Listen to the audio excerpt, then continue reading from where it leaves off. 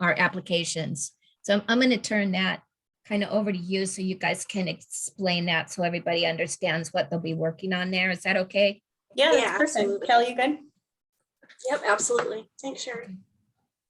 Ashley, did you want me to just kind of convene the meeting and then just take attendance? I don't Yeah, see. that's perfect. It is your meeting, everyone. We'll help facilitate. We're gonna contribute quite a bit to the conversation today with both topics that we're gonna talk about. But yeah, Elizabeth, kick it off how you see fit. I know President Pierce wanted to give presentation on the two topics and give some background information. So yeah, why don't you go ahead and kick us off, Elizabeth? If anybody comes into the waiting room, I'll go ahead and admit them as they come. Okay, thank you. As all of you know, my name is Elizabeth Garcia Beckford, Chair for the Education Professional Development Committee. I'm convening the meeting. It's approximately 4:02. I believe it's Greenwich time for me. Correct. I'm not sure the time frame for all of you at this point, but I will begin by taking a roll call. Vice Chair Dawn Abrahamson, I see her there. Present. Okay. Angelica Avila. Present. Ashley Foster. Jillian Dobratz. Margaret Peggy Hawker. And Angela R. Johnson. Here. Tammy K. Kelly. Casey Paxton. Here. Nancy A. Vincent. Here. Janice Bates. Janice Bates, I'm sorry. I don't see her. Jennifer M. Johnson. Here. Tina Knapp. Here. Michelle Smith. I'm here. Angela Baines. Ruth Post. Pamela Smith. Okay, and we also, as you know, have in attendance Ashley DeBlasi. Is Kelly Sixon on with us? That's it. And our IIMC president, Sherry Pierce, is in attendance. President Pierce is going to give us an update as to the status of the review of the Beyond MMC framework program that the committee submitted for the IIMC Education Department board's review, and to go over tasks that we're going to be assigned to complete for the remainder of our term here under this committee. Thank you. And I'll turn it over to Ashley to continue with the topics we're going to discuss. Yeah, I'll go ahead and let you take it, Sherry. If you want to lay those two out. Kelly is, like we said before, we're happy to talk about the CMC, MMC application, fraudulent activity we've seen. And then we are also working on that proposal for you to review, Sherry, for the MMC documents. So we're happy to jump in and lay that foundation whenever you prompt us to do so. Just okay. pardon me. I just want to mention, we also have in attendance Beatrice Rodriguez, who's our Director of Professional Development. Apologies, Beatrice, I didn't see you there. It's in the corner of my monitor. Thank you. Okay, good morning, everybody. You're going to have to excuse the mess you can see behind me on my desk. I'm getting ready to travel again and next week. And so I'm trying to get my office ready. I'm going to be gone for about 10 days. So yeah, I'm getting road weary, Ashley. Okay, so what I wanted to do today was just talk to you in person rather than having an exchange of emails, because this committee has worked really hard on the Beyond the MMC and what that should look like. And we've got off to some starts and stops with it. But I wanted to just let you know that I think that we are totally on the right track, and to talk to you about the concept that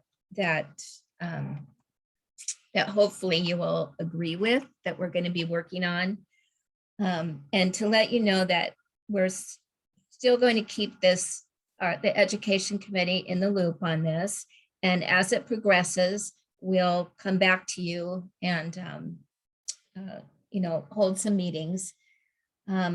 So this is where we're at with this. And this is what was presented to the board when we met at mid-year.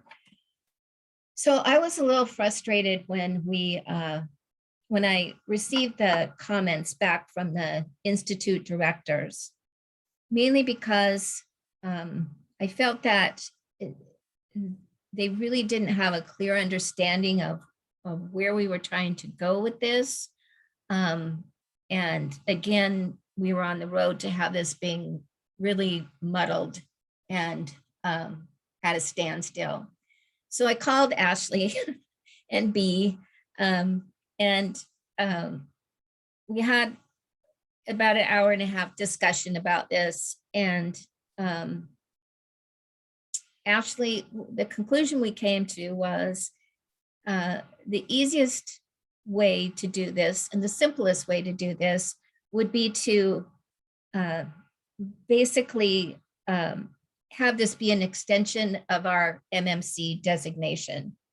What I mean by that is that, and we've talked around this a little bit as the education committee, and there's been some comments that were sort of in favor of this type of a program.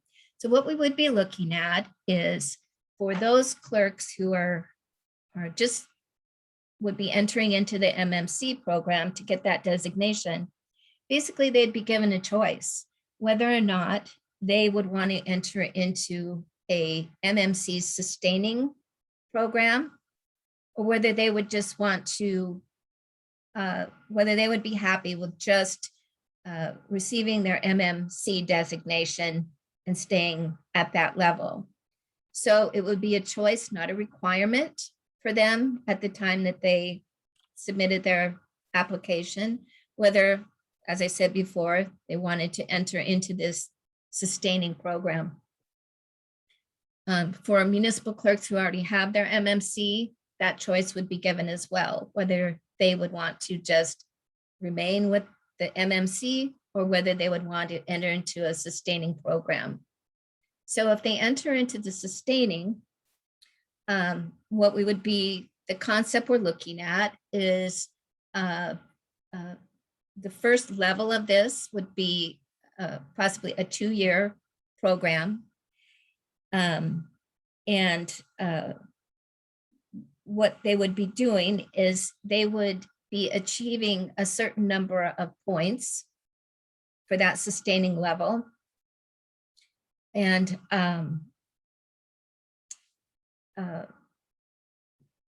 our task before us now would be to figure out what would qualify for those points.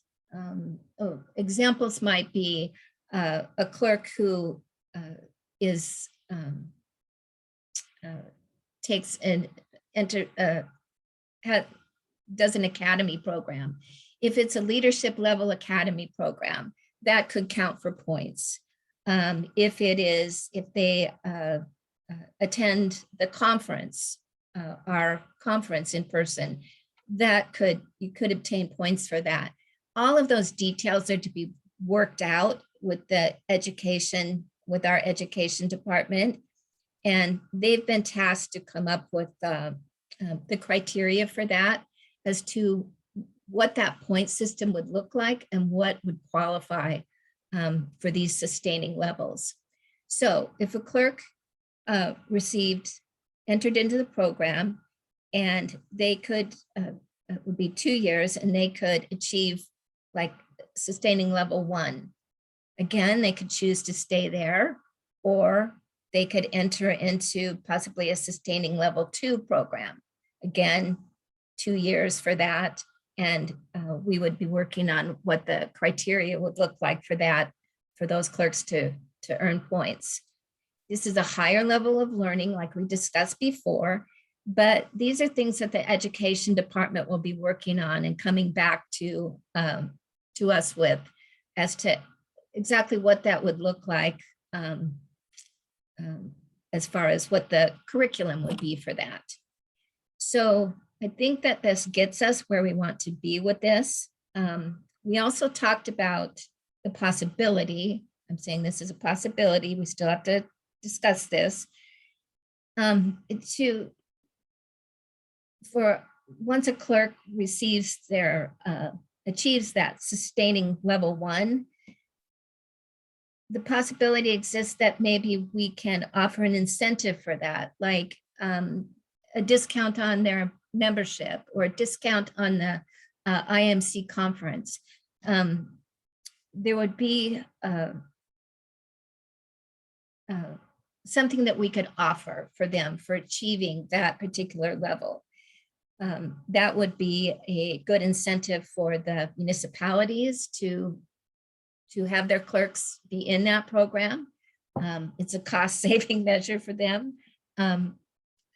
So these are the things that we talked about, and were presented to the board, and the board was on board with that. So I'll let Ashley and B talk about this a little bit as well, but that this is the concept with this. And I think that this moves us forward in a positive direction. I think this is where we want to go with it. And I'm interested to hear your comments or questions on it. But again, it would be blended learning. So we would have a certain amount of points would be achieved by in-person, and a certain amount of points could be achieved via virtual learning. So still it would remain a blended program, but those details are to be worked out over the next couple months. So I will turn this over to Ashley or B if they have comments about it. Sure, Sherry, thank you. So what we had done, everybody looked at Sherry's original proposal with Dawn's input, Region 9, at the very, very beginning of this whole conversation. And it really was, let's get X amount of points in X amount of years for X amount of dollars, and let's just continue the education. So as we progressed over the last 12 to 18 months that we've been talking about this, the concept of that original continuing education requirement kind of blew up and turned into a completely different animal. We really went to recreating the wheel and trying to create a whole new program rather than going back to the root of what we were trying to accomplish. So when staff looks at this, we looked at it from the perspective of there's two big issues that we're trying to solve here. One is that MMCs don't really have anything to achieve or work toward after they get that MMC designation. There's nothing else. What's next? Two, we need help securing funding. Funding kept coming up where municipalities aren't paying, people don't have the budget anymore, the foundation doesn't have any scholarships for those that have their MMC. So when we looked at the potential program that you're going to be looking at within the next couple of months, we looked at it from those two perspectives. How do we get recognition for the continuing education that you're doing? And how do we incentivize not only municipalities, but the individual clerks to pursue their education and give them some financial opportunities? So the program that we are looking at is similar to what Sherry's talking about. Sherry hasn't seen our draft yet. We're still working on it. A little bit of tweaks in there, a little bit different. But what our version of it will look like is that we're going to have a 2 to 3 year cycle where when you go into the MMC program, we're going to offer two different types of MMCs. We will have the traditional MMC, option 1, that everybody is working on now, where you sign up, you get your 60-40 points, you get your MMC, you have to maintain your membership, and that's it. That'll be an option that will stay, that will not disappear. Option number 2, on the other hand, though, will be making a different commitment to renew that MMC every 2 to 3 years. So you have the choice on which of those two tracks you would like to enter. If you choose to enter that, what we're going to call or what we're going to refer to as the renewable MMC, I think beyond the MMC talks about the concept, but if we were to give it a name, we're going to use the words in-house renewable MMC. So if we go into that renewable option, we're going to incentivize people that if you get X amount of points or X amount of hours and you achieve these requirements, you're going to get those financial incentives. So like Sherry had said, to help solve the funding problem, perhaps as you pursue these education opportunities, you get discounted IIMC membership, you get free online education, you get different scholarships from the foundation, you get discounted conference registration. So not only are we incentivizing people to continue their education, but we're also helping solve the funding issues. If we can create longer, more sustainable financial incentives for our members, municipalities may be willing to go pay for training, knowing they're not going to have to pay for as much in membership dues or in conference attendance. So we are working out the details right now in terms of the big components. When we talked about the structure of the past programs that we've looked at, the SLCC program, the clerk leadership program that we've discussed over the last 6 to 12 months, the framework that came through wasn't very clear. And when the institute directors looked at that, they had the exact same thoughts that we as staff had, where the framework just wasn't there for a program to have a discussion.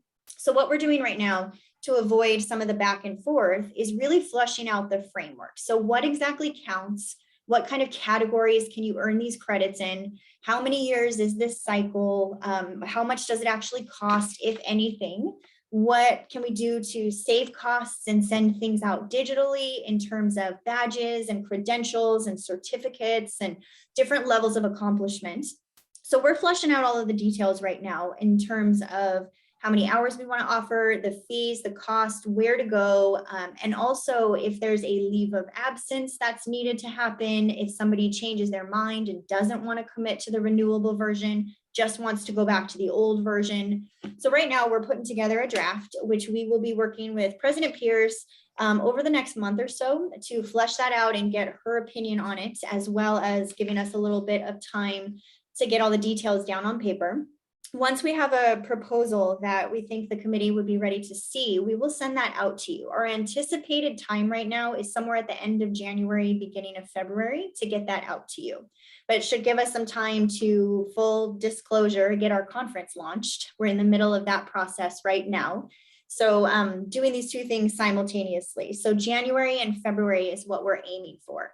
We would love your feedback once you see that draft in terms of the content of it, the details, the framework, the costs, the incentives, the time requirements, all of it. Once we have something that the Education Committee is proud of and wants to move forward, we will take that to the Institute directors. We're proposing that to happen in March with a final report that will be presented to the board in May. Now, along with this, and I have a couple of emails in my inbox right now that I haven't answered from some of you, but along with this, we did start reviewing the Education and Institute guidelines about 2 years ago, right when COVID hit, in terms of revamping these and bringing them more up to date. Now, with this new renewable MMC program, this will be built into the Education and Institute guidelines. So we will be picking that program back up. We will be picking up the review and the updating of the guidelines and incorporating this new program in all at once. So in our staff minds, our timeline is that we'll present it to the board in May for possible adoption.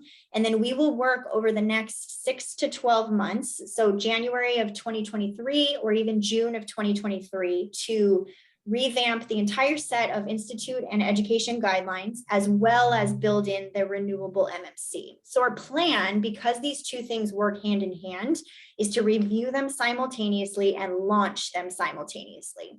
So whatever date we decide, it could be the January date if we get the work done in time. If not, 6 months later after the conference in 2023, we will launch the new institute guidelines, education guidelines, and that will incorporate this new beyond the MMC, renewable MMC option. So just so we're kind of on a timeline and know what we're looking at, that's what we have sketched out. The draft is about 75% done. We're working on the little exceptions and what if somebody needs maternity leave and things like that. We're working out the little details right now that we will present to everybody as soon as possible. If there's any immediate questions, Sherry, I'm happy to take those. Otherwise, we can move on from this conversation and dive into the next and just wait for the draft to come out.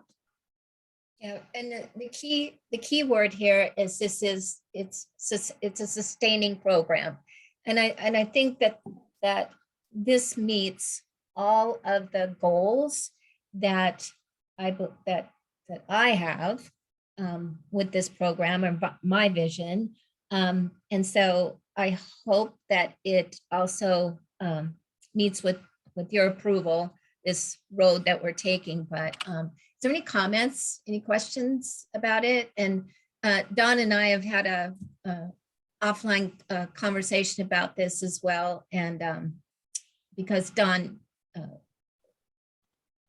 was also a part of the initial draft of this. So any questions?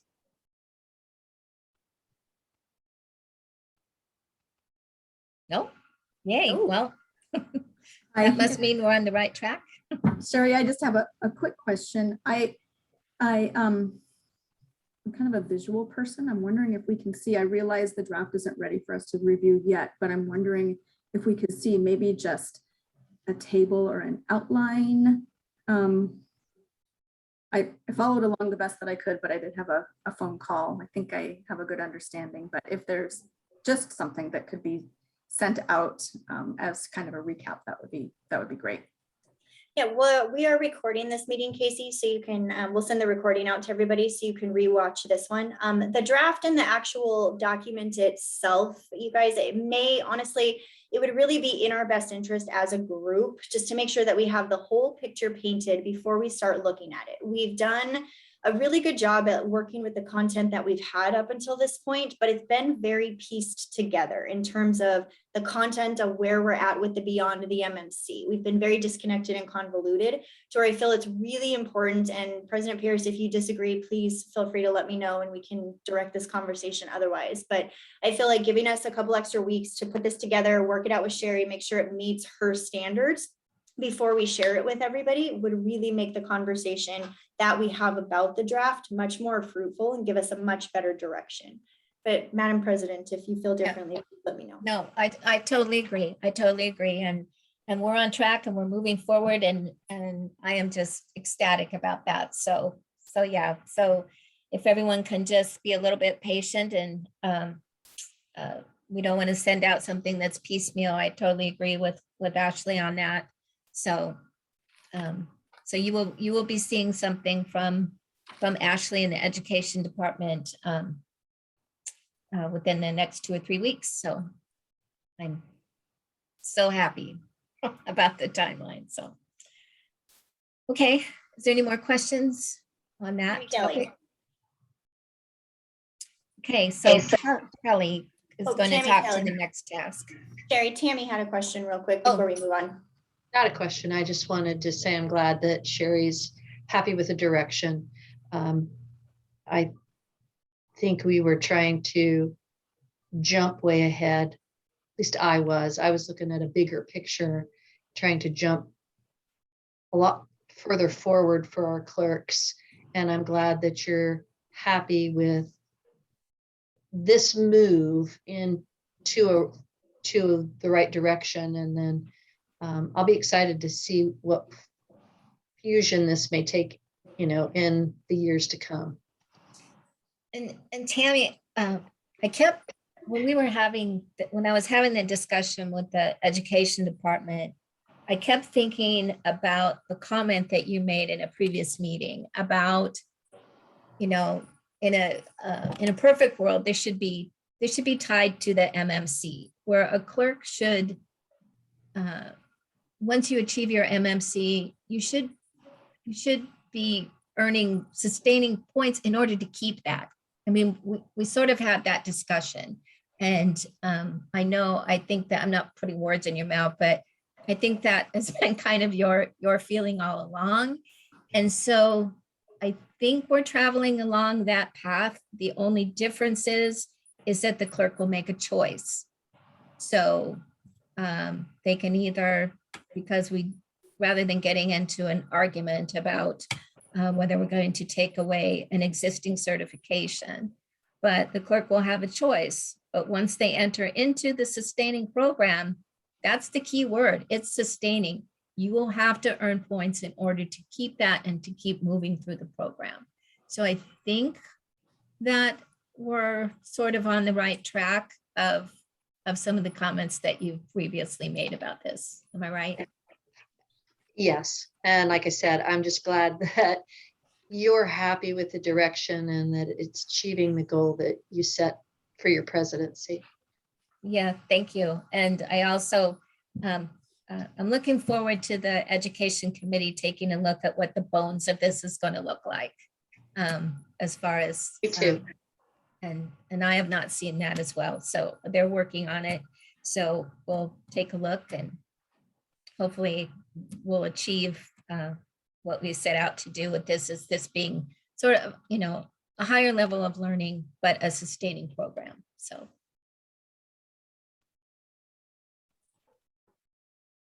Any other questions about MMC before we turn it over to Kelly to talk about our fraudulent activity task?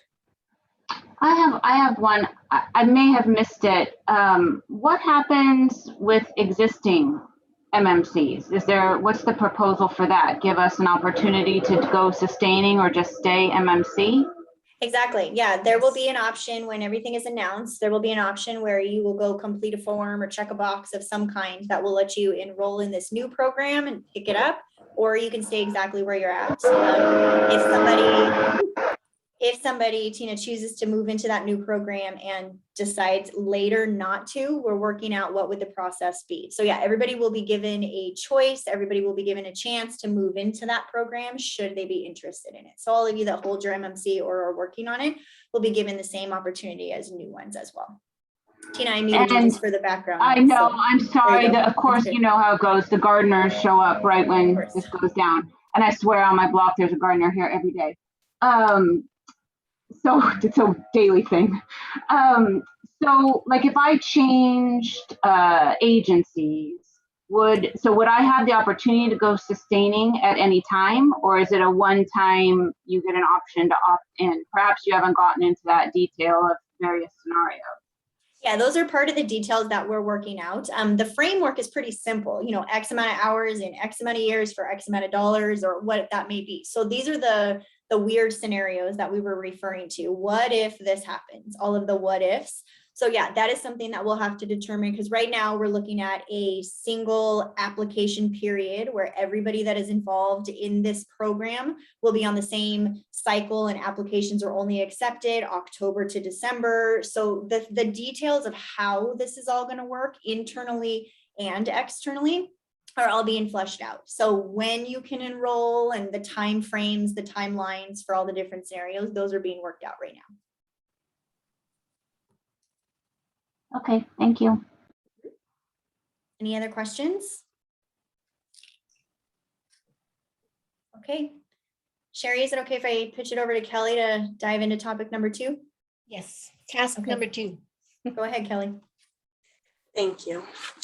Just so you know, I have a Chihuahua dachshund and I ordered a lot of Black Friday stuff online. So I apologize if we get interrupted with background noise on this side too. But anyways, so at the mid-year board meeting, we brought forth to the board of directors, we had a scenario recently that kind of disturbed us, to be honest with you.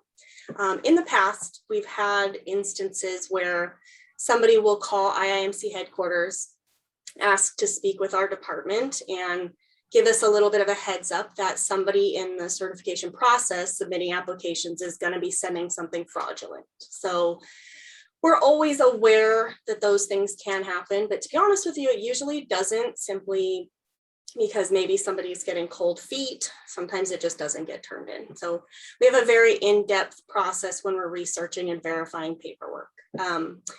Outside of that, the scenario, and I'm going to try to be as anonymous as possible. I'm not going to name names or anything like that, just for member privacy purposes. But we had an instance where an IIMC member called headquarters, gave us a heads up on what to look for, that the person had in fact submitted some documents. When pulling up the applicant, they still had to wait their turn in line. I didn't just jump in and dive into that person's application. But even without that information, as soon as I pulled that person's application for review, there was a lot of red flags.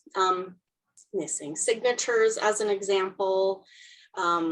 What the person had called and told me was that this program was no longer in existence. And if I needed the verification from the host of the organization, I could call them and verify that. So typical, just like any other application, when we see red flags, I did do the follow-up that was necessary. And when I followed up with the host of the supposed program that was attended, they verified that that program was no longer in existence, and it didn't happen the date and time that the documentation said it had. So I did get in writing verification from the host that that program wasn't in existence. So we definitely verified that it was fabricated information. The issue that we're running into is obviously we're not going to award credit for that program. However, on our application form, when we looked at the code of ethics that you sign and the attestation at the back of the application form, there's a lot of talk about if we find that this information is false, that we can rescind your CMC or your MMC, but it doesn't say anything about actually awarding the designation. So the request that we had from the board of that we asked from the board of directors was for one, immediate action to adjust the attestation verbiage and suspend the certification process with that person immediately. The board of directors unanimously said that that was perfectly fine. We updated the verbiage on the application forms. So right now with this particular scenario, we're in limbo and that process has been suspended. We're unable to reach that member. They're not returning calls, not returning emails. And the second task was what we are here today to start discussion about. We need a process moving forward. We've been told in the past that for legal reasons, we can't rescind a CMC. So there's a lot of details in our policies and whatnot that don't line up with what some of our documentation actually says. So as staff, we're not here to be the police. However, how do we keep turning a blind eye to scenarios like this? A little more detail, without this particular person getting credit for this item, which they're not going to, they do have enough credits to get certified. So what do we do in this scenario? What process do we have moving forward to take care of this? And that's what we're looking to start discussion with today. I'm open to any questions if anybody needs anything. Just to piggyback on that, we are looking for assistance with creating the process that when staff runs into or encounters something like this, this particular applicant, like Kelly says, we could certify her today, but with the ethical and moral dilemma that we all are shaking our head about, there's nothing in IIMC's policies that says, no, you don't have to. So we're looking for the committee, and the policy committee is also looking at this as well, to outline when staff sees this, here's step one. When that happens, it goes to this review for step two, step three, like whatever the process is what we're looking on your input for. So just to clarify there, I know Tammy has her hand up. Go ahead, Tammy, kick us off. Forgive me for my ignorance, but I just want to make sure that staff currently is allowed to deny any application that's not meeting the standards and turn that back to the applicant and say, you have been denied for section 1, 2, and 3, and this criteria needs to be met before we can consider a new application. Do you not have that ability now? We don't use the word deny. We never deny an application. The way our process is set up is that if their application is incomplete, meaning that their points aren't met, they haven't fulfilled the requirements, they go on a shelf. We give them a total of what they have and it sits on a shelf until they submit more points. So we don't ever deny an application or use that word in any way, shape, or form. We just say, here's your status, here's your point totals, here's what you still have to go on. Does that help? Yes. Is there an aversion to saying this application has been denied? I don't think it's ever been in our practices. Honestly, as long as I've been here, I've never read through any of the documentation, any previous status updates prior to me seeing that verbiage used anywhere. So I don't necessarily know that there's an aversion to it, but I know that with our process of letting you submit as you go, instead of submitting all at once, it wouldn't make sense to deny, 12 applications. People will give up if we keep deny. But if we treat it as this is an ongoing revolving door where you just keep submitting as you're going, it seems to make a little bit more sense and be a little bit more of a positive spin as opposed to a negative spin. But Kelly, jump in there too. No, I'll with you. check. I I'm sorry. understand now, since you're doing the submit as you go. So Yeah. now I get it. Okay. Yeah, that's how the process, it is submit as you go.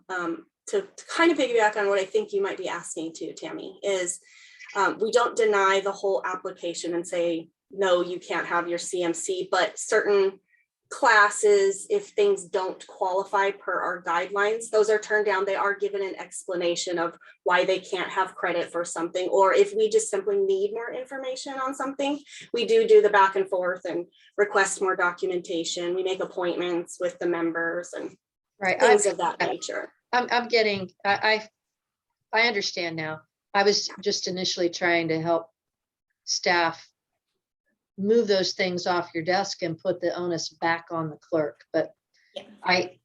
I'm with it. Now I just don't know how to help you. So I'm eager to hear from everybody else. I got Casey Paxton and then Tina Knapp. So I'm wondering, in our municipalities, in my municipality, we have an ethics board that reviews if there's a concern or complaint specific to our ethics code. IIMC has an ethics code. I'm assuming we don't have an ethics board or an ethics committee, since this is the first time this has come up, but I'm wondering if establishing something like that would be a group of clerks, so it would be, peers to the person. If something like this could go through that process to take the responsibility off of staff, the CMC and MMC application process, staff is looking at a certain type of criteria, and it hasn't been an ethics violation. So I'm just wondering if maybe we want to consider adding that separate review. If there is an allegation or something, that it can be sent to this separate review board so that staff doesn't have to make that determination. Because the questions I think that we'll have to talk about are how long is the application rejected? Is there a way the clerk can make recompense? Is there a period of time? What are the ways to, can they overcome that? Or is it a period of time they cannot receive their certification after a period of time? So I would be in favor of some sort of separate peer review ethics type board or ethics panel. And Casey's points of all those questions, is it a suspension for a period of time? Those are all the things that we're looking to have you all help with and flush that out. Just as a little bit of background, IIMC does have an ethics process. So the difference in this scenario, though, based on what our normal process is, and in the Constitution, if a member calls and says somebody else has done something unethical that violates the code of ethics, there is a process if that reporting member is willing to go on record and not be anonymous. The issue runs into if somebody wants to remain anonymous for the safety of their job, security, they don't want to cause office drama, whatever it may be, there's no process for an anonymous member. Right now, we kind of turn a blind eye and say, well, nobody's willing to report it. Nobody's willing to go on record. If they go on record, there is a process where a committee is established and everything that you're saying, Casey, does roll.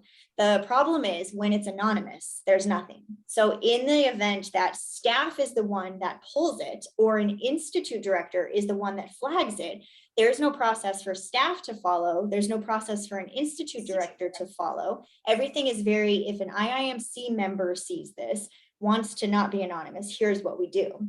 But all of those other what ifs, what if it's staff? What if it's an ID? What is the process there? So in the event that there's an anonymous report or somebody tells us, but they're not willing to testify, essentially, what do we do? So do we establish a new committee for things of that nature? Does it come to this committee? Do we? So yeah, you're exactly right, Casey. So you're on the right track in terms of we have it kind of, just not for this particular scenario. And I did forget to mention, sorry, jumping in, the reporting party for this particular scenario was extremely nervous and wanted to remain 100% anonymous, did not want this to come back on them. So that process that we do have in place with bringing somebody up on ethics charges, if you will, is not an option. Tina, go ahead. Well, I feel very compelled that it's important to protect an anonymous whistleblower in our world. Not everyone wants to say something, and then provide their name. So I might suggest, it seems like to Casey's points that there is somewhat of a process if the person was willing to, say, hey, me, Tina Knapp, I know this is going on. I'm willing to say it with, I'm reporting it. But if it's staff or an ID that gets it, it seems to me like that's the process we're looking for. And I might suggest that this committee, staff or that ID could come to this committee with the evidence and allow this committee to then start the process and validate the whistleblower's concerns and allow them to stay anonymous. I start to have concerns. First of all, I don't. Ethics and being a clerk, those things go hand in hand. I don't know how you lie about a course and conduct your business in a forthright way. So I'm kind of perplexed by the whole thing. But if I worry about, what happens if their jurisdiction, their municipality has required them to become a CMC or advance it to an MMC. We say they violated ethics. Hey, guess what? You can't have your MMC or your CMC. I wonder about the legalities of, could they turn around and sue because we're impacting their employment? I think you get into some legal hot water there about employment, reputation, all of that. So I'm concerned about that and how far exactly can we go of, if you violated an ethics policy, how far can we go? So I would want to know what the legalities are of the extent we can pursue this. Can we never award their CMC and MMC? Again, I don't know how you're a clerk and don't conduct yourself ethically. And I certainly don't want to cast aspersion on others, but I guess that's kind of what I'm doing. But I do worry about the legalities of it and affecting someone's employment. So I would want some sort of legal counsel to weigh in, how far can we really go and to establish some sort of process. But I think this committee would be a good starting place to validate the anonymous and protect the whistleblower. Thank you, Tina. I got Ruth and then Tammy. Was your hand raised? Okay, I got Ruth and then Tammy.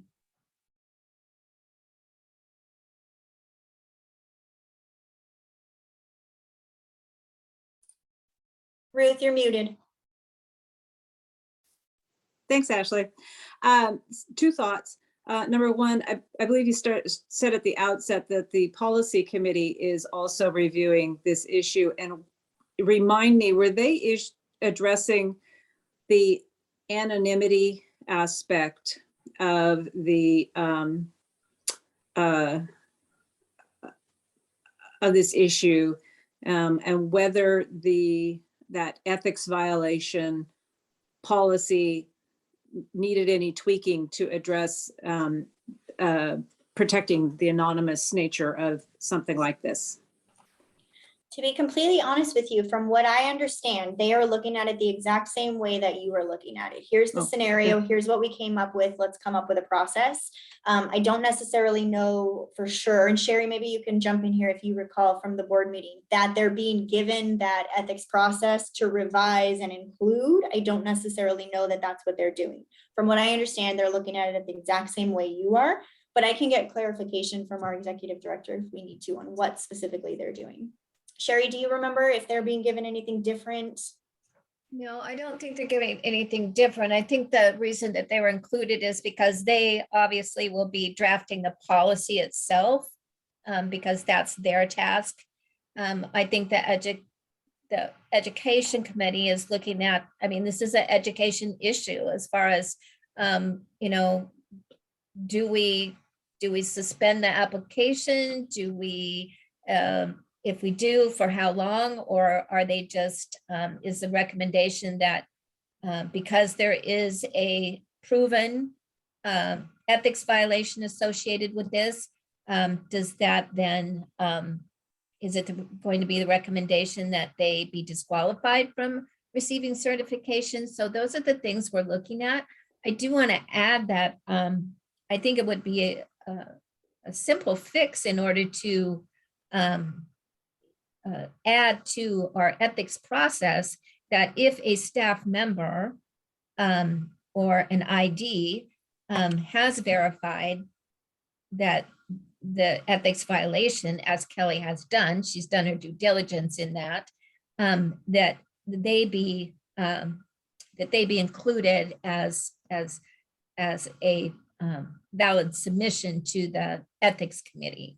So I would suggest that that might be an easy fix to that, but still the question remains, you know, now what? And I guess that's up to the ethics committee, but the education department's role is to say, you know, do we support the suspension or the disqualification of someone who falsifies their application, proven, as this particular one has been by Kelly. So. Okay, so that brings me to the second part of my thought, and that was, so we're focusing a little bit then on, like Sherry said, the addition of staff and IDs as having the authority to identify a potential ethics violation, and how do we treat the application or the applicant after that, what the consequences would be for having submitted a fraudulent application. And I would assume we also need an appeals process built into that. So if the answer is, if your application is determined to contain fraudulent material, the consequence is your CMC application cannot be, or your CMC cannot be awarded for 12 months, or you reach the appropriate amount of education and professional points to be qualified. But you've got a 12-month penalty in there with an appeal process to the IIMC Ethics Committee if you want to appeal it. Something like that? Yeah, that's my understanding, is that we're looking for the Education Committee to give an opinion on if this were to happen. We think they should be suspended for 12 months. They should never get their CMC or MMC, whatever the recommendations would be. And I think those will be taken into account and passed on to the policy committee to actually write the policy. So I think we're going to give the criteria, the thoughts, the ideas on what we think should happen and how it should happen. And then they will actually put it all together.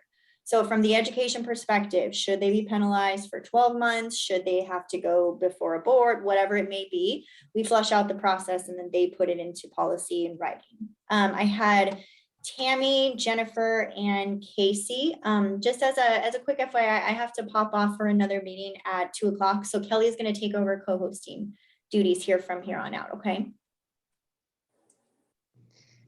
Okay. Quickly, Kelly or Ashley, application, does the app, when you sign that application, it does have the I swear under penalty or whatever. We have that language that everything is true and correct on my application. Yes, at the beginning, prior to the board meeting, the mid-year, we had the code of ethics in the front of the app and then the attestation at the back where it said, I am saying everything is true and correct, and they sign off. I understand that my CMC can be rescinded. Okay. The board at mid-year changed the attestation to include suspending the process while they're in it. Okay, so we have that covered. I think Ruth is on the right path. And I think so here's my recommendation is that I think we should put ourselves in the middle, maybe not, maybe you disagree. But if an ID or staff has a problem, then the language would be that they bring it to this education committee. And we would vet every issue and make a recommendation based on that application at hand and forward it to the Ethics Commission to conduct, their process. Bring the person in, have a meeting, be able to appeal that decision, whatever, but we're going to kind of be the buffer between the ID and staff to the Ethics Commission so that we help protect the whistleblower so that it's coming from us. And I think every application or issue might have extenuating circumstances around it where the recommendation could be different each time. So to write a policy right now, for me, it would be, you signed it, you swore, you should be dismissed. There is no 12-month. I mean, if somebody's going to do it today, they're going to do it 12 months from now. So I guess I'm very protective of our certification program. And we don't decide what somebody's job qualifications criteria are. We're the we just give the certification. It's up to that city to decide what that person has to do to keep their job. So I don't see a legal issue with that, but I agree that we should probably double check. But that would be that's my thought process. And I'm tagging right off of Ruth is let staff and IDs bring it to us. We would look at it, make a recommendation, forward it to the Ethics Commission, and the Ethics Commission could hold their hearings and allow for any appeal process, and they would handle it from there on out. But every application then would be looked at individually with a recommendation provided.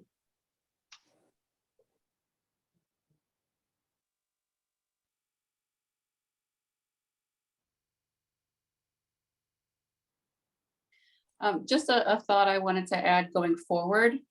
A lot of times our cities pay for us to start the process of getting certified. They may pay for the programs that we choose to do as part of that certification. Would there be a way to, how do I say this?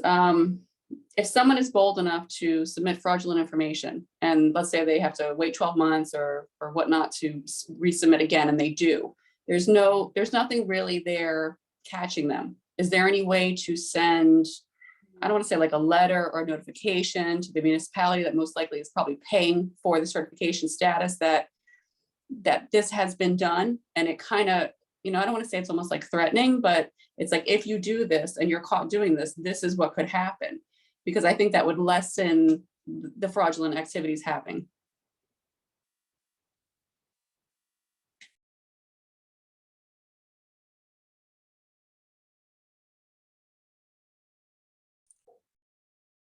Go ahead, Casey.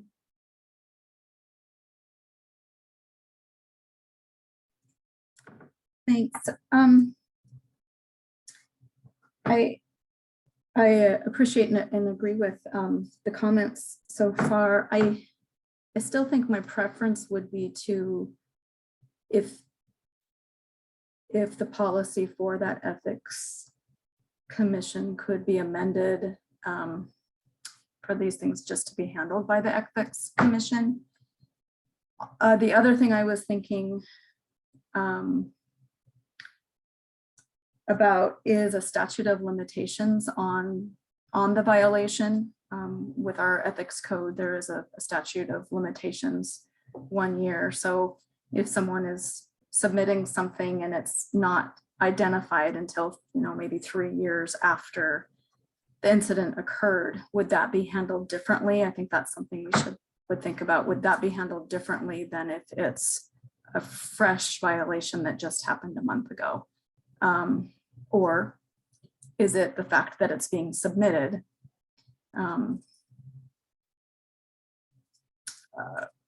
Maybe I just answered my own question. If they're submitting it, I guess that's when we deal with it. So never mind, I just talked myself out of that. I talked in a circle. I would support the education committee vetting it if that's what the consensus is, but my preference would be that ethics violations be handled by the ethics commission.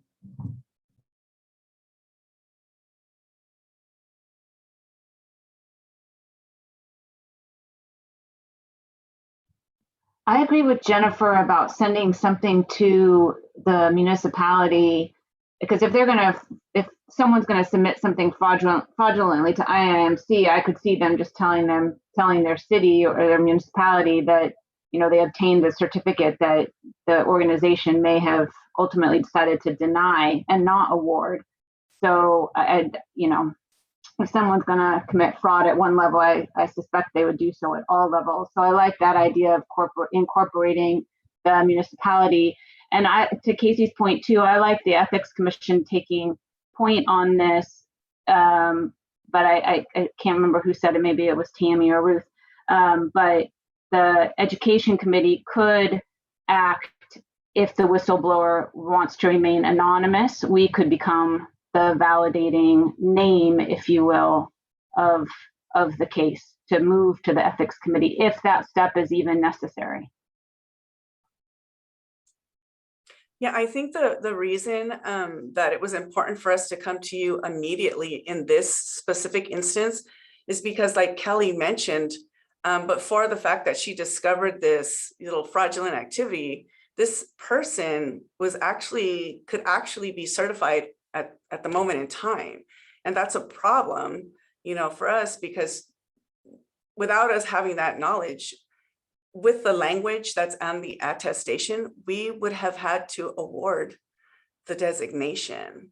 And so we want to avoid that. So that's why we changed the language. So that way we can have at least the power to not award it until further investigation, to bring it to you all to take a look at that from the education, perspective.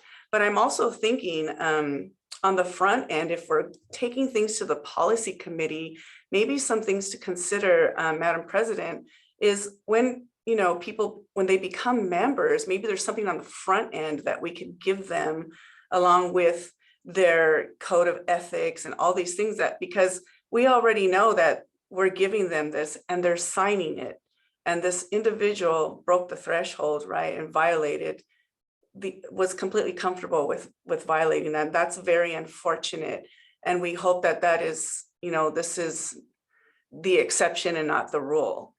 But I agree that notification should be made to the member upon becoming a member, that not just with the ethics code, but that if you violate this code in any way, shape, or form, you will be sent to a committee, your municipality will be notified, and there is a consequence until you can, until you meet the criteria to be reinstated or be placed back into the designation process. So I think those notifications need to happen on the front end, so it's not a surprise So that way because I think legally we're okay, because this is a voluntary thing, right? We signed it. You signed the code of ethics. You're signing every time you submit to us for any type of points, you're signing that attestation.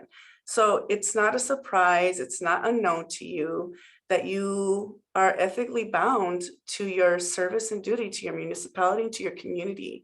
So I think that there are no surprises there.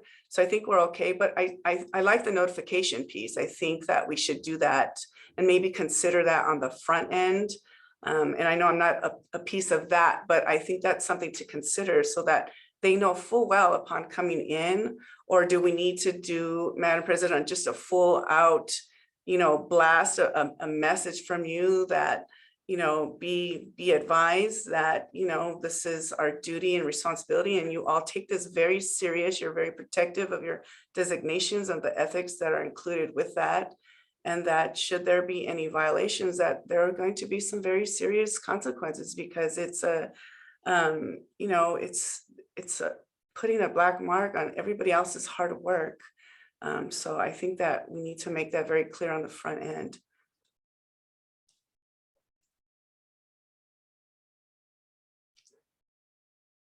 Sorry, unmute. Yeah, I agree with that, B. I think, and now that we're having these discussions between the policy committee, the board, and education, I think that that could be a recommendation that, that I work with staff to put together, just a letter to send out to remind people. I mean, we definitely don't want to be accusatory with it, but, just a reminder of what it means when you do sign your ethics. I'm with Tammy in that I have a concern that, just suspending it for 12 months, I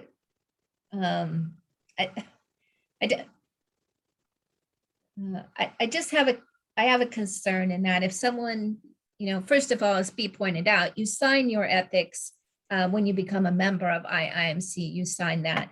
You also sign it when you submit, or you're signing when you're submitting your application for certifications, that you're not going to falsify that information, that it's true and correct. So I'm not sure that just suspending for 12 months is enough of a penalty for that. So I think it needs some further discussion. And maybe that's a decision that the ethics committee discusses as well. But I mean, if you're going to do those things, I would question even your ethics as it pertains to your municipality. So this is a serious thing. And those are my comments, but I agree with you, B, that I think it would be, if we'll need to talk about how to craft that. But I think it would be a good, just reminder. Yeah, I think it would be very timely in the new year, right? We're all renewing and we're like making our goals for the year. So I think your message would be very timely for the new year to revisit, have, clerks all over revisit their commitments, their goals, their objectives, how they want to serve at a much higher level. So I think that I have every bit of confidence that you could come up with a really beautiful message for the new year to have everybody kind of, revisit and do some self-reflection on that. And I think it would go over very well. So I wanted to jump in just to be sure. I threw the 12 months out as just a ballpark. I mean, I wasn't hard and fast about the 12 months concept, but I'm actually more concerned that from the sounds of it, Kelly, this person actually could turn around now and submit a new application with all of the same information except that. And you have nothing then at this point to prevent you from having to process that application. That's So correct. that's the problem today. Yes, and that's why we're trying to figure out, what do we do moving forward when we know this scenario is happening? We know this person did this on purpose. They fabricated everything. Well, maybe not everything, but this particular item that they fabricated, but everything else that they have seems legitimate and we could certify them on the spot. But knowing that they've submitted some fraudulent items, do we really allow them to get certified? I mean, we're over here talking about how much this certification means to us and moving forward with the MMC even then, and how do we water this down like that? How do we turn a blind eye? I just have a real issue with it. And kind of piggybacking on what Tina said earlier, when we talk about legal issues, that's what's always given to us as staff. There's legal issues. You can't deny somebody certification, but then why is 100% of my job verifying that this information is accurate? So we don't have enough authority, if you will, to completely deny someone's certification. She has enough points. I will tell you guys a little bit more detail. The program itself that this person submitted was supposedly a leadership program hosted by their own municipality. So it had signatures it had names of the HR department that ran the program. It had the HR department's manager's name on the agenda. They're creating things that were supposedly hosted by their own municipality. So I had to also think, scared legally with all of these things, just even trying to get that information from that HR department without telling them what I had, who sent it to me. I had to leave out all of that information and try to figure out, how do I bring this forth and them tell me whether it's basically real or not. So I don't know if that changes the conversation as far as when we were talking about reaching out to the municipality. When I thought legal reasons, what if they put 2 and 2 together and find out who it was that sent it and that person gets fired? I know we had said, what they do in their municipality and how they handle that scenario is on them, but will that come back on IIMC? There was some lawsuits in our past with IIMC, and I think that's where a lot of legal issues come about, or that talk about legal issues comes from. So we need something that kind of takes care of all of the issues, but is also considerate of what could the backlash, I guess you could say. Well, I just want to quickly follow up with this person went to pretty extensive level and implicated her own people in it. So if she ends up getting fired because she fraudulently used the names of her own city's department personnel, that's pretty much self-deserving. So President Pierce, who makes up the ethics committee?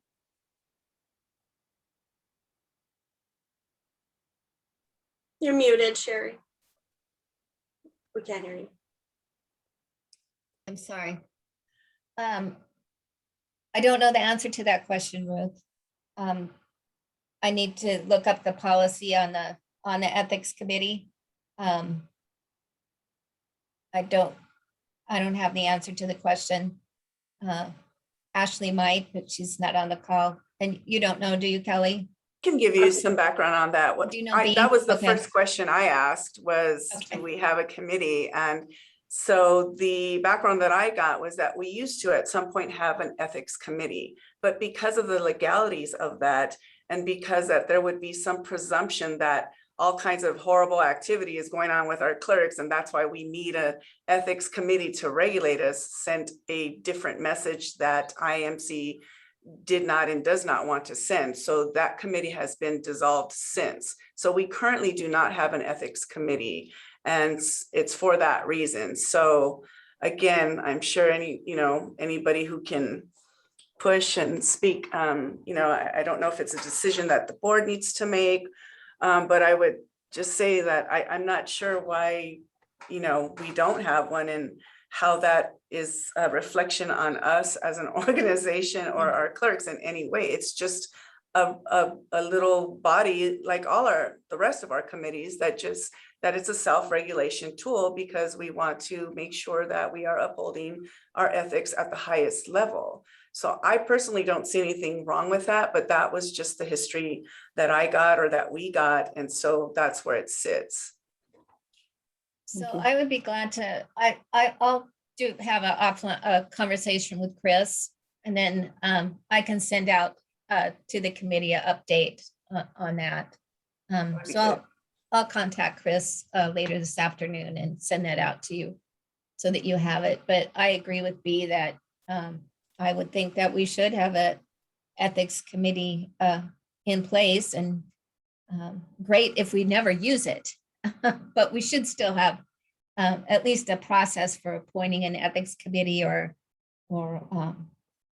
having that available to us, and that, you know, could be part of your recommendation as well, that we reinstitute that or have that available. Tammy had her hand up, and then Casey. Well, I'm going to jump in. I thought that we changed those bylaws to say that the president has the right to call that committee together when needed. But if that's all gone, then that would be my recommendation, that if you don't want to have a standing committee, that there is something in the bylaws that says the president can call together an ethics commission on an as-needed basis. And then getting back to the issue at hand here, I guess that's why I started off with, what can we say now? What can we give staff as a tool to be able to halt something, you know, halt this situation and declare that this application does, and maybe Kelly and be the right letter going out is that this application does not meet our criteria and is ineligible for certification and has been submitted to the education department for review. And then from that point, if the education department deems, I mean, I would like to take us out of the middle, but you can say, you know, those things. It's ineligible. We're sending it to the committee for review. And then you can send a letter that says the committee has found, you know, a reason to submit this to the ethics commission, that you do not, or however you want to word it, and then let the ethics commission take over. And so then, you know, that process would begin, and there could be an appeal process. But, you know, anybody who's blowing the whistle is protected, because now we are doing our due diligence and we are sending back a letter from staff saying, you know, it doesn't meet, it's ineligible because it doesn't meet our standards and our criteria. And then we can push it on down the line. You have layers of that you might want to take out, but at least there are also protection layers built in. Yeah, I think that's why we need something from the policy committee, at least in the immediate intermission of this, because although this person is not, you know, responding to any of our calls or emails, I mean, they may at some point decide to check the status of their application. And if we don't have anything in place, they could technically come back and say, well, there is no, why won't you award my designation? There is nothing in the, you know, the Constitution, there's no policy. So that's why we're trying to at least get this piece done immediately so we can have some leg to stand on. Yeah, I think you have it. I just don't think you feel comfortable using it. It's my opinion. Can I add something? What more do you want it to say? Can I add something in real quick? It would be nice if there was any fraud detected in review of the application, that there could be up to like a 2-year hold pending any type of certifications.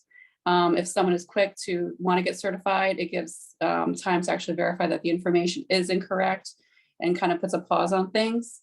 Also too, when you spoke about a whistleblower being protected, if I knew something was happening, most likely it's in my county. It's people that I see at my local organization that I'm going to see every, you know, month when I do our monthly meetings. So I think you're not going to have many cases where people are going to want to be protected because of the social circle of the county and the clerk's organization that you're in. Everybody knows, and they're going to have their people and you're going to have your people. And that's why people don't want to speak up, is because it's most likely on something extremely, local, and not, I know somebody from another state that did something.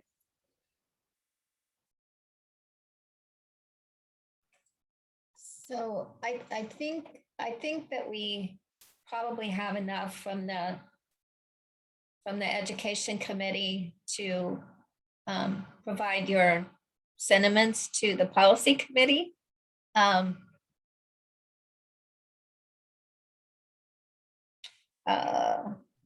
Sherry, can I add just two more Sure. pieces? I agree. I think we have consensus, and I was going to say, make very similar comments, but I don't think that we should put a time limit on the hold. I think that it should just be a hold pending the ethics review and determination. Then after that determination, a opportunity for appeal, but if it's found by the ethics commission that there is a violation, and after the appeal period has passed, if that violation stands, I think that there should be an expectation of something from the member, if they are still a member, whether it's a letter acknowledging an acknowledgement or something. I think there should be something that, and not just a period of time, but something that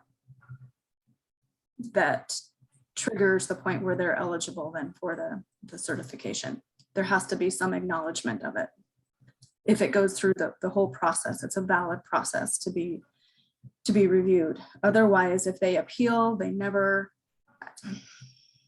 I'm just not sure if it's left hanging. And if we put a time limit on it, if the ethics review is not complete by that time limit, I wouldn't want that to happen either. So those were my 2 points. No time limit, just pending review of the ethics commission. Then following that, an acknowledgement by the member before the certification is awarded. The only reason too, I was adding in a time limit as a penalty for the person. If you've done something wrong and they're allowed to certify them at this point right now, if there's that penalty of a 2-year or a 3-year wait as things are investigated, it's a penalty on that person that they have to wait even longer to get that certification that obviously they want desperately.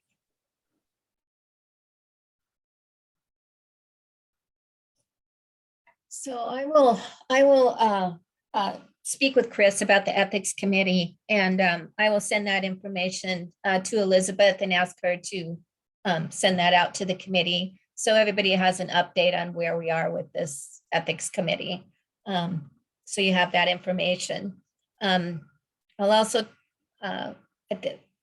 try to, I'll work with Elizabeth on putting together a synopsis of what I think that our consensus is here today, and send that out to you as well before we send that on to policy, if you don't mind. Is that agreement with that? I see head shaking, yes. So that's the plan. If everybody agrees with it. I am traveling starting Monday for about 11 days right before Christmas. Be gone from the 6th through the 17th in December, and I'll be in Louisiana and Mississippi. Right now it's snowing in Valdez. It's about 75 degrees in Louisiana and Mississippi. So that'll be fun. But before the end of the week, I will get this out to Elizabeth and ask her to send it out to the committee, let you review it before we send it on to policy. Does that sound like a plan? Yep. Yeah. And if I can, once I receive that information from President Pearson, I can move forward with scheduling our next meeting or determining a date for the next meeting so that everyone can review it, or if there's any more comments or suggestions based on what President Pierce has provided. How soon did you want to, after you send me the synopsis, how soon do you need that turned around? Or did you want the committee to review it? Yeah, I mean, I think as soon as possible, if you want to just do it by email, Elizabeth, I think Okay, that's that's fine, fine. as long as Okay. everybody can just buys off on it, sending that on to policy, the committee's recommendation. Just Okay, email's okay. fine. Okay. And I also wanted to add, in discussing, trying to get in the notification in the forefront. When someone enters or when a clerk enters the program, maybe one of the beginning of the process of entering to get your designation can be maybe an online, I don't want to call it a course, but some kind of ethics review on when you enter this program, and it might review some of these the ethics policies, that the IMC has, to get ahead of it in the beginning. You're entering this program and this is what our policy is, and that they have to complete that as an entry, as part of the entry into the program. Is a suggestion that I have. I agree, Elizabeth. Because not every member ends up going through the CMC or MMC programs. We have just members. When members enroll in the CMC or MMC program, they're submitting their admission application. It's where they also send in their certification fees. So I think upon entering the program, Yes. it's something in place, whether it is another written form to sign or a small class, if you will. Yes. Something upfront when they enroll in the program would be nice. Maybe not when they become a member, but when they enroll in the CMC program. I agree. Okay. And if there's nothing further, then no other comments, then we can adjourn this meeting. It's 5:22 my time in Florida. Have a nice evening. Thank you for the discussion, and thank you for the update, President Pierce. Thank you. Happy holidays, everybody. Happy holidays. Happy holidays. Happy Thank you. Bye, everyone. Bye.